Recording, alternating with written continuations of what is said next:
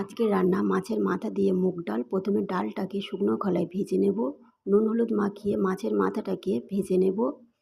ওই তেলে মাছের মাথাটাকে ঝুড়ো করে ভালো করে ভেজে তুলে নেব। এবার একে একে পেঁয়াজ কুচি, লঙ্কা কুচি, আদা রসুন বাটা,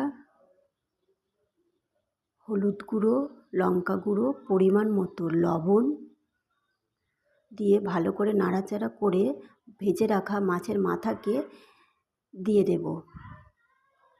ডালটাকেও দিয়ে দেব, দিয়ে ভালো করে কষিয়ে নিয়ে যতক্ষণ না তেল ছাড়ে ততক্ষণ পর্যন্ত কষাবো। এবারে জল দিয়ে দেব।